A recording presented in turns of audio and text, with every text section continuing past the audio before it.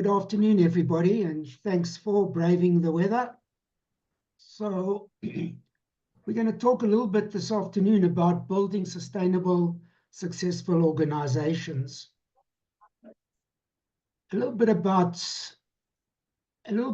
my background, and I came from a convergence of three pivotal developments around the 1990s. The first was the business process management evolution, which revolutionized how companies operated efficiently. Sorry, I just have to take this out of my... so let me just start that. The business process management movement revolutionized how companies operated by emphasizing efficient, streamlined processes that aligned closely with organization goals, significantly enhancing productivity and strategic execution. The next development was the technological advancements in the 1990s, which included the proliferation of the personal computers, the internet, transformed businesses by enabling greater automation, connectivity, and access to information, dramatically increasing operational efficiency and global reach. And about 1993, the economic environment marked by the end of the apartheid and the lifting of the international sanctions opened South Africa to global markets, spurring significant growth and new business opportunities within the country. And so I found myself helping organizations to grow and prosper. So what I'd like to cover this afternoon is to discuss the framework and strategies for building successful organizations, explore essential transitions and development tasks necessary for sustainable growth. And the objective is to provide a clear, actionable framework for leaders at the scale-up stage of organizational growth. We will hope to equip each participant with the knowledge to manage transitions effectively, ensuring long-term success. And I hope that you will learn the nature of organizational development and its impact on success and the critical transitions required for sustaining organizational growth. We'll also cover the personal challenges faced by founders and CEOs during operational scaling. So why is a structured framework so important for developing successful organization? Well, a structured framework provides the foundation for sustainable success and growth. So the key components of the framework defines the organization of growth and development, defines clear roles and responsibilities, aligns vision and strategy, enhances decision-making processes, facilitates performance measurement, supports effective communication, and mitigates risk. From our perspective, a structured framework is indispensable for building and sustaining a successful organization. It provides clarity, direction, and stability, ensuring businesses or enabling businesses to navigate the complexities of growth and change effectively. By implementing a structured framework, organizations can achieve their strategic objectives, enhance performance, and ensure long-term success. So what is sustainable success? It's long-term viability. It's consistent growth and profitability. It's high customer loyalty and satisfaction. It's a strong employment engagement. The lifespan of a successful, sustainable organization should be able to transition generations, decades, for whatever reason we actually build these organizations. So the key strategies for sustainable success is to have a very clear strategic vision. We like to talk about short-term strategies, 3 to 6 months at a time, or perhaps stretching it out to a year. Organizations at this stage of their development, long-term strategies are a little bit more complex to develop.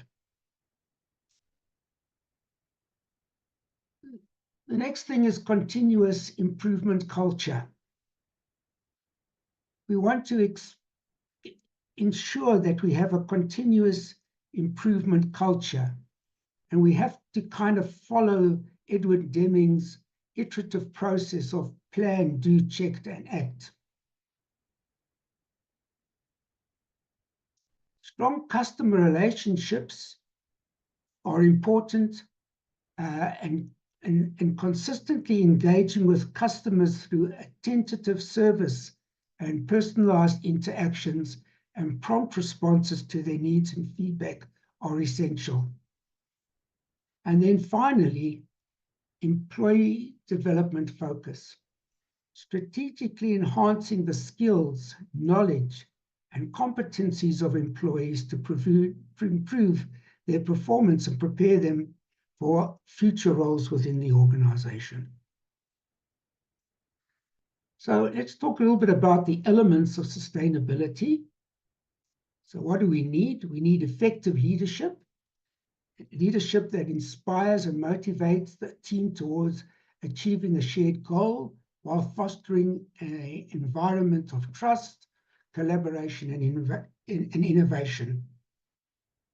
Robust operational systems, structured, reliable operation systems that optimize processes for efficiency and effectiveness, ensuring consistent performance and the ability to scale operations smoothly. Financial stability of operations and growth over the long term without undue risk, maintaining a healthy balance of income, expenditures, and investments. And innovation and adaptability to introduce new ideas and solutions while effectively responding to changing market conditions and challenges. So the outcomes of building sustainability is enhanced resilience. Resilience that strengthens organizations' ability to withstand and recover from the adversities through strategic planning, resource allocation, and continuous learning. Improved financial performance through strategic revenue growth, cost management, and investment opportunities that collectively enhance profitability and long-term financial success. Greater customer satisfaction by consistently meeting or exceeding customer expectations through quality service, timely responses, and personalized attention. And higher employee retention by fostering a supportive work environment that offers career development opportunities, competitive compensation, and recognizes and values employees' contributions. Like all things, organizations have a life cycle. All organizations pass through various predictable stages of development and in part are determined by the organizational size measured in revenues. This methodology that we use divides the life cycle into 7 stages. Each stage has a critical development area that relates to the pyramid of organizational development, which we will cover shortly. The first 4 stages characterize the period from inception of a new venture to a startup to the attainment of organizational maturity. The following 3 stages deal with the period of a company's life cycle after the attainment of organizational maturity through decline and revitalization. In business, infrastructure refers to the fundamental facilities, systems, and services necessary for an organization to function efficiently, such as physical structures, information technology, and operational processes.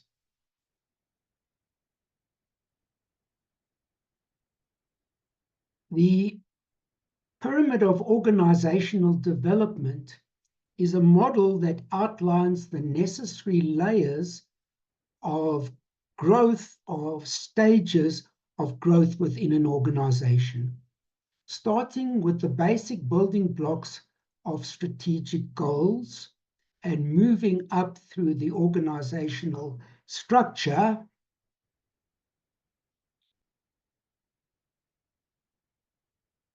including management systems, and ultimately leading to a sustainable corporate culture. This pyramid serves as a framework to help organizations understand and plan their development, scaling efforts effectively. The business foundation and the 6 key organizational development tasks comprise of different phases of the business game. If an organization is weak in any phase of its game, it will experience a variety of growth-related problems. All organizations compete at all levels of the pyramid. All markets can be entered by competitors, and all products can be copied or improved upon over time. But the 3 top levels of the pyramid take time and money to develop and are difficult to copy.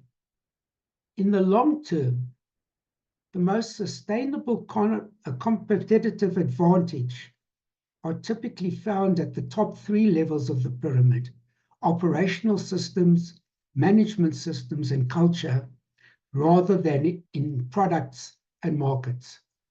And we see this very vividly in our own marketplace, where people in various industries have copied the products or the services, but have failed to attain the growth and the profitability as opposed to the organizations that have put the infrastructure in place to make it happen. Research shows that there's a statistically significant relationship between the business core and the business infrastructure and financial performance. These variables are strategic building blocks of successful organization and drivers of financial performance. And we'll see how this now blends together with the business life cycle and the pyramid of organizational development. So when we set out on a new venture, simply the objective of the new venture stage of an organization's development is to establish a viable business model by identifying a market need and creating a product or service to meet that need, setting the foundation for further growth and scalability. The key to success in stage 1 is the establishment of proof of concept. And that really means that you have a sustainable, repeatable market for your products and or services. So if we look at the pyramid of organizational development, the markets refer to the specific groups of potential customers that the business aims to serve, identified through market research and analysis, if possible, to understand their needs and their behaviors. Products in this context are the goods and services developed to meet the identified needs of these markets, forming the core offering of the new business as it seeks to establish itself and generate initial revenue streams. 70% of the effort of the business is focused on these two stages and 30% on the other four stages. So it's an intense focus on the markets and the products and establishing this period where the business can sustain and show sustainable and repeatable growth.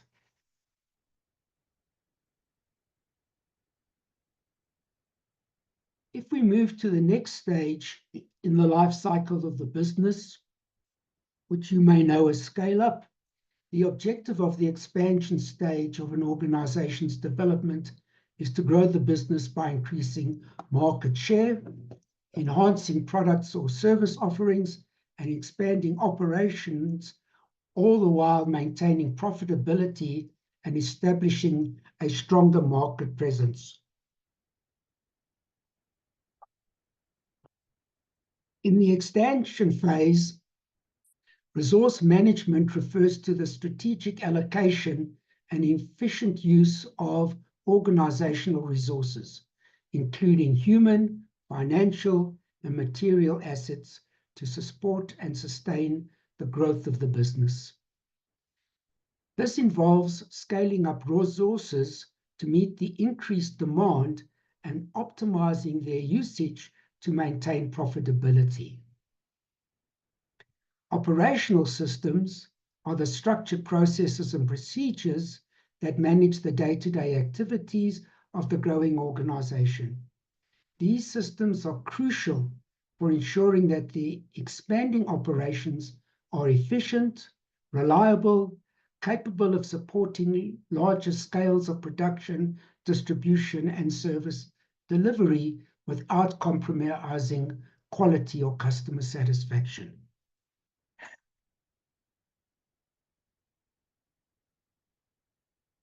In this phase of the business, we allocate 70% of our effort to developing the resources and the operational systems.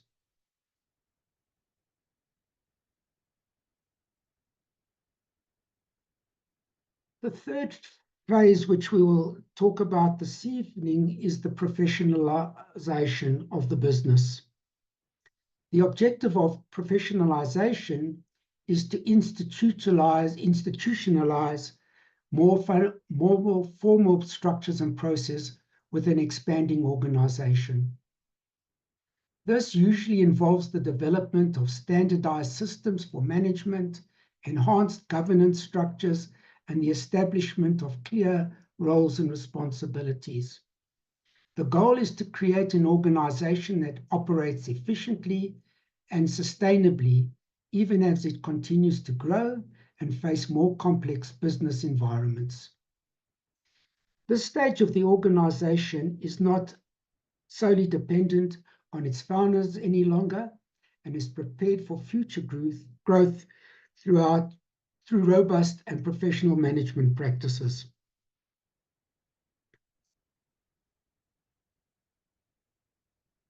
So in professionalization stage, management systems refer to the formalized procedures and frameworks that are established to ensure efficient decision-making, effective resource allocation, and a consistent operational performance across all organizations.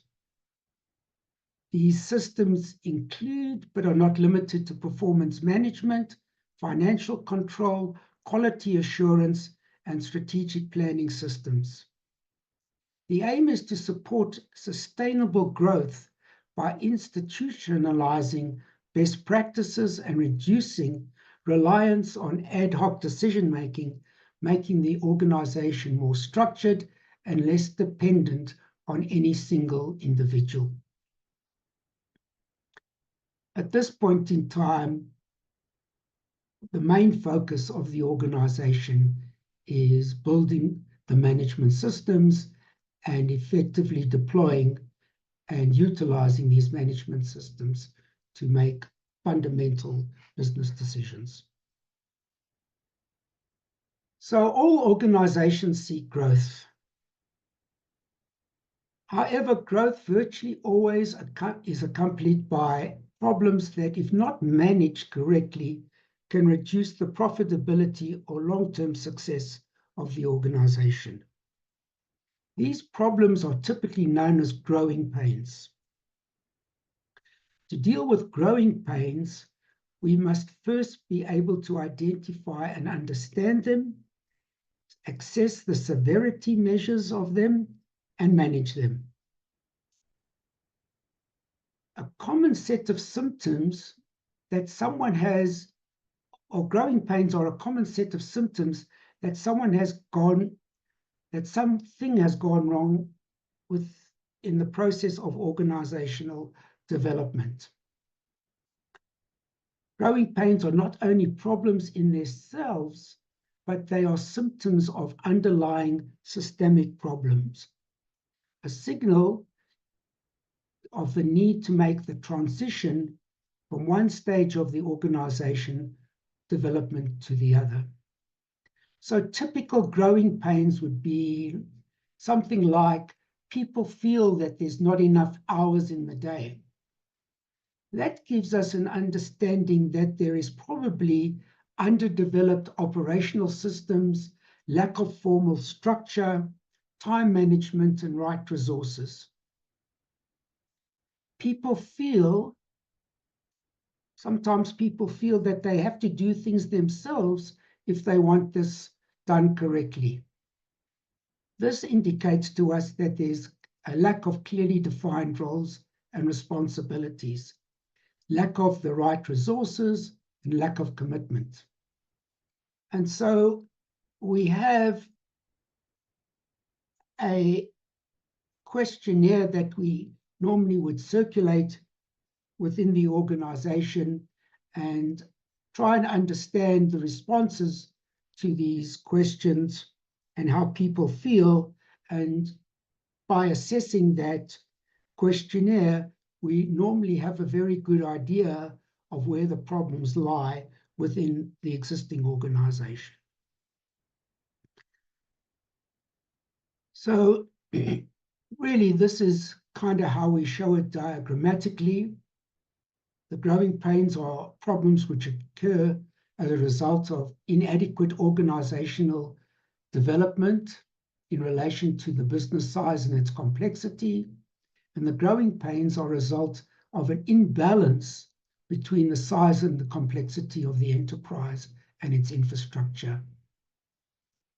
So this is the kind of problem-solving activities we would undertake and start to resolve growing pains by building more robust infrastructure to cope with the revenues of the business as it scales.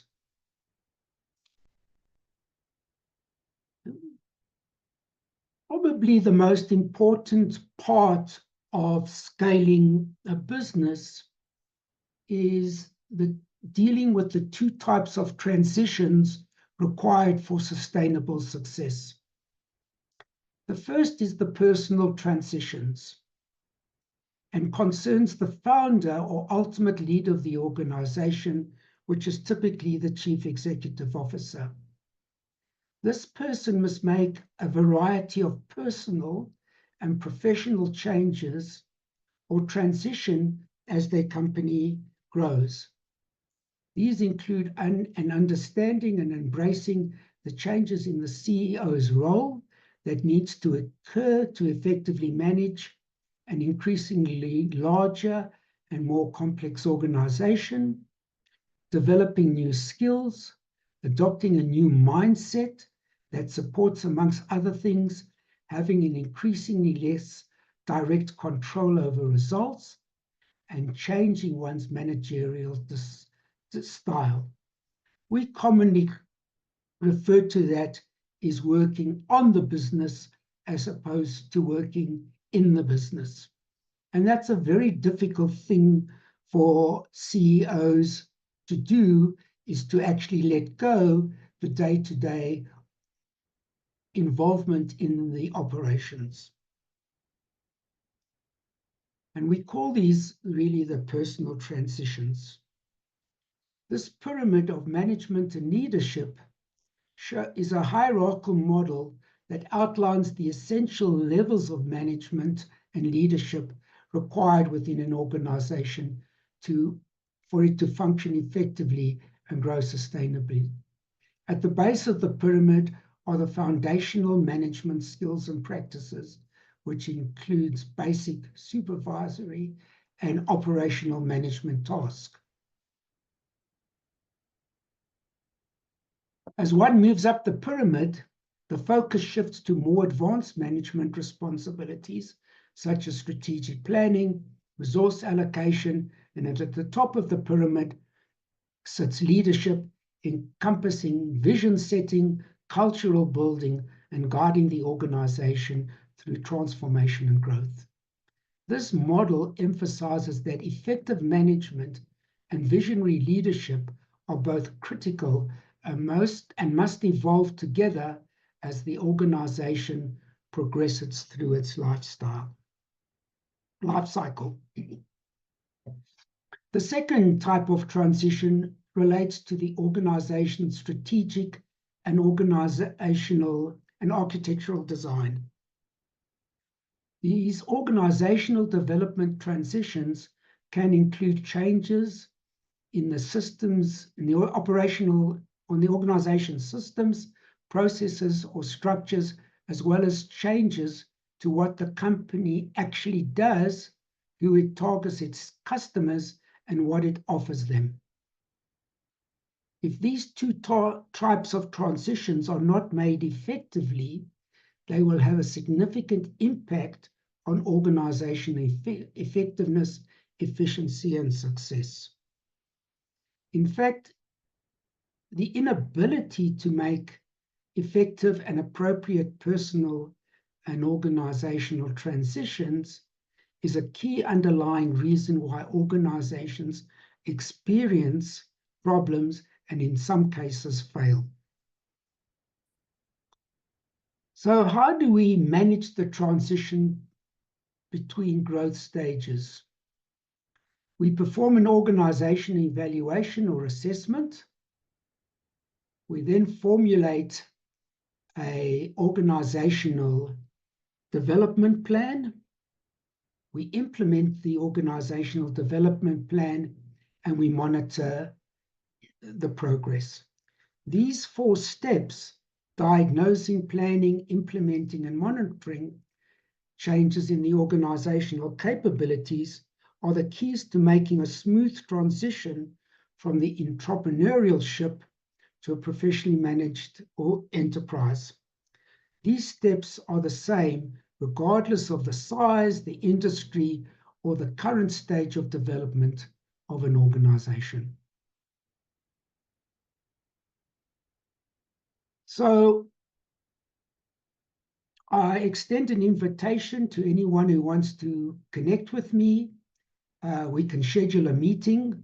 We can discuss your unique challenges, and I will explore how I can help if that's what you would like to do. I kind of will open the floor to some questions, if there are any, around this process and how we go about helping organizations to scale.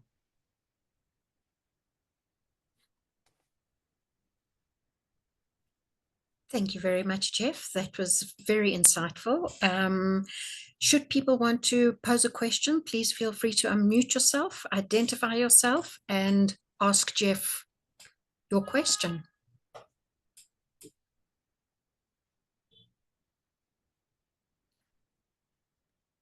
I don't see any questions in the chat box. So if anyone has a question, please go ahead.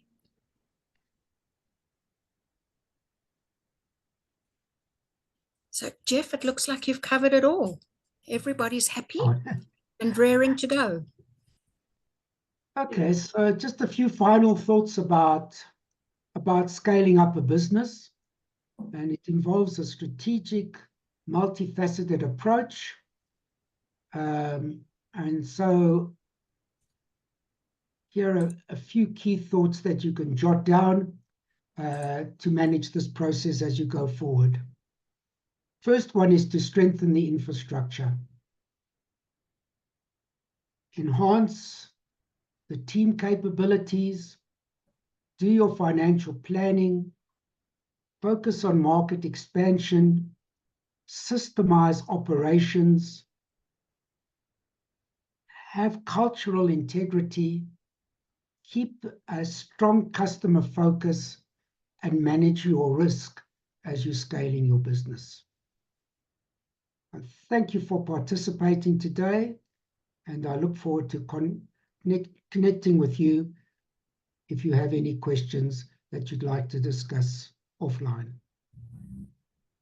Thank you very much, Jeff. And thank you all to have joined. I hope that you've been able to get some benefits from this. Should you wish to contact Jeff, you can either contact us through the office, send us an email, we'll be able to make the connection. And I hope you all have a good evening.